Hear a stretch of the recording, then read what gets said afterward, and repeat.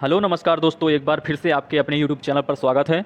तो आप लोगों के लिए एक नई प्रश्नों की श्रृंखला लेकर के आए हैं, तो जो कि आईटीआई स्टूडेंट के लिए है। अगर आईटीआई की कंपटीशन की तैयारी कर रहे हैं, आईटीआई रिलेटेड जॉब की तैयारी कर रहे हैं और आईटीआई एग्ज़ाम की तैयारी कर रहे हैं, तो दोस्तों ये आपके लिए रामबाण साबित होगी।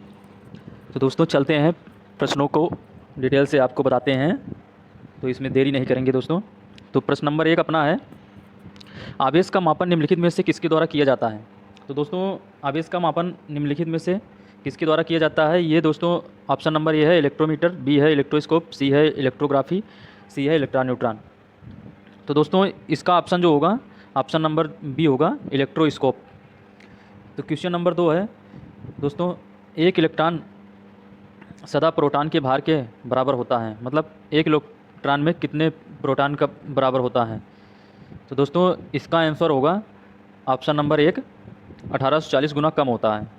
तो दोस्तों अगर प्रश्न में पूछे कि एक प्रोटॉन बराबर कितना इलेक्ट्रॉन के होता है, तो 1840 गुना होता है। अगर एक न्यूट्रॉन बराबर पूछे तो 1840 गुना होता है, अगर एक इलेक्ट्रॉन बराबर पूछे तो 1840 गुना कम होता है। तो इस प्रकार है, ये कंफ्यूज करने वाला क्वेश्चन है दोस्तों, तो इसमें आप लोग ध्यान से देखिएगा। तो अगला क्वेश्चन है दोस्तों, प्रश्न नंबर 3, तारों के अस्थायी जोड़, ये दोस्तों जो है इसमें अस्थायी लिख उठा है, तो आप लोग इसको ध्यान से देखिएगा। तारों के जोड़ को अस्थायी प्रकृति देने के लिए किस प्रक्रिया का प्रयोग करते हैं, मतलब जो अस्थायी प्रकृति देते हैं उस प्रक्रिया का क्या नाम है। तो दोस्तों हम जो है सोल्डरिंग के द्वारा तारों को जोड़ते हैं। तो अगला क्वेश्चन है दोस्तों 4 नंबर अपना, फ्लेमिंग के बाएं हाथ का नियम किस पर लागू होता है। फ्लेमिंग का बाएं हाथ का नियम जो दोस्तों, लेफ्ट हैंड का रूल डीसी मोटर पर लागू होता है, और राइट हैंड का रूल जो होता है वो डीसी जनरेटर पर लागू होता है दोस्तों। तो ये आप ध्यान रखिएगा। तो इसमें दोस्तों टाइप हो गया है 2 बार 4 नंबर, तो कोई दिक्कत नहीं दोस्तों, आप लोग प्रश्न देखिए बस। धारावाहिक कुंडली में ऊर्जा निम्नलिखित रूप में संग्रहित होती है। तो इसका दोस्तों ऑप्शन नंबर सी है चुंबकीय क्षेत्र के रूप में।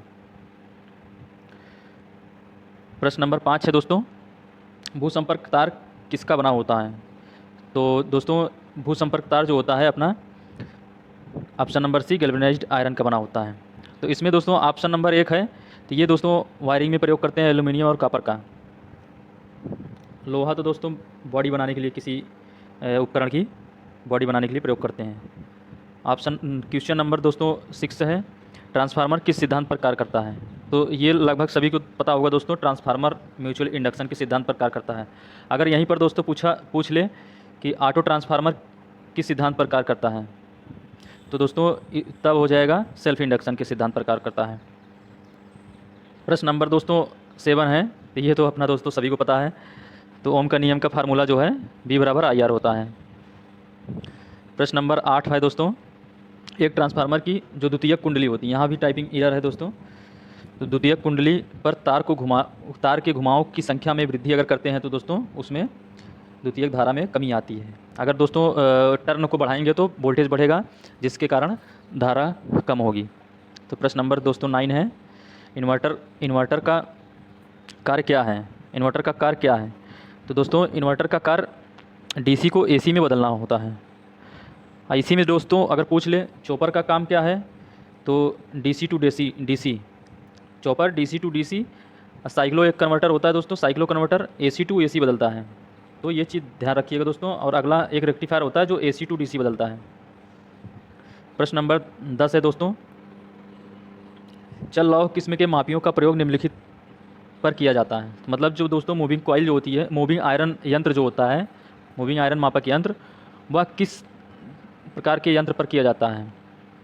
तो दोस्तों इसमें ऑप्शन नंबर सी हो जाएगा, एसी और डीसी दोनों। अगर यहीं दोस्तों मूविंग कॉइल पूछा होता तो वह केवल डीसी पर कार्य करता है। मूविंग कॉइल जो होता है केवल डीसी पर कार्य करता है, तो ऑप्शन नंबर बी हो जाता। तो अभी अपना दोस्तों ऑप्शन सी नंबर है। प्रश्न नंबर 11 जो दोस्तों, ये दोस्तों न्यूमेरिकल है, तो ध्यान दीजिएगा दोस्तों। तो यूनिट जो हम ज्ञात करते हैं, यूनिट बराबर होती है वाट गुणे घंटा गुणे दिन बटे 1000 होता है। तो दोस्तों इस फार्मूले पे हम रखेंगे 1000 गुणे 4 गुणे 35, नहीं 35 नहीं दोस्तों, 35 तो पैसा है, 30 बटे 1000 कर देंगे, यहाँ एक जीरो और होगा, तो 1000 से 1000 कैंसिल हो जाएगा, तो ये दोनों मिल करके 120 हो जाएगा। तो 120 यूनिट हो जाएगा दोस्तों। अभी क्या हम लोगों को पैसा ज्ञात करना है, मतलब बिल, बिजली का बिल कितना आता है। अगर इस प्रश्न को आप लोग जान जाएंगे तो अपने घर का बिल ज़रूर निकाल लेंगे। तो 1 यूनिट का बिल 35 पैसे है, तो 120 यूनिट का बिल कितना हो जाएगा दोस्तों, 120 गुणे 0.35, मतलब 1 रुपये भी नहीं है दोस्तों, इसलिए 0.35 हम लिख रहे हैं। 0.35 से गुणा करेंगे तो ये दोस्तों ऑप्शन नंबर सी आ जाएगा 42 रुपये। तो अगला प्रश्न नंबर 12 है दोस्तों। 1000 वाट के हीटर को एक 220 वोल्ट एसी सप्लाई से जोड़ा गया है। हीटर में प्रवाहित धारा आई बराबर दोस्तों होता है P बटे B। ये फार्मूला आप लोग याद रखिएगा। तो इसमें हम रखेंगे P का मान है 1000 बटे 220 1000 बटे 220। तो इसको काटेंगे दोस्तों, अपना आंसर नंबर सी आएगा, बी आएगा 4.166 एम्पियर।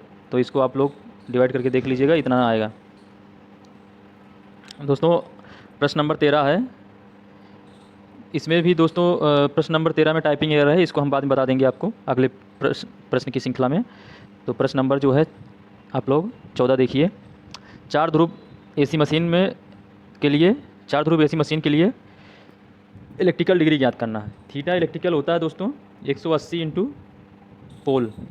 तो दोस्तों 180 में 4 का गुणा करेंगे तो 720 आ जाएगा, 720 डिग्री। Option number D. प्रश्न नंबर 15 है दोस्तों। स्लिप का मान जो है, स्लिप प्रतिशत बराबर 4% दिया गया है। उसके बाद पोल की संख्या दोस्तों 4 दी गई है। तो दोस्तों जो इसमें पूछा गया है रोटर फ्रिक्वेंसी पूछा गया है। तो दोस्तों रोटर फ्रिक्वेंसी बराबर यस इंटू एफ होता है। तो हमें दोस्तों पोल से कोई मतलब ही नहीं है। तो यहाँ पर हम दोस्तों लगाएंगे 4 स्लिप बटे 100 इंटू 50, 50 दूनी 100, 2 दूनी 4, मतलब दोस्तों अपना आंसर 2 आ जाएगा, 2 चक्र प्रति सेकंड।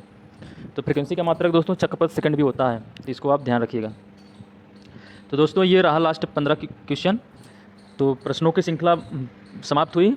दोस्तों आप लोग सपोर्ट कीजिए और वीडियो को लाइक कीजिए, चैनल को सब्सक्राइब कीजिए। जितना आप लोग सपोर्ट करेंगे उतना ही हम नए प्रश्न और लेके आएंगे, जिससे आप लोगों की कंपटीशन की तैयारी बरकरार रहेगी। तो धन्यवाद दोस्तों।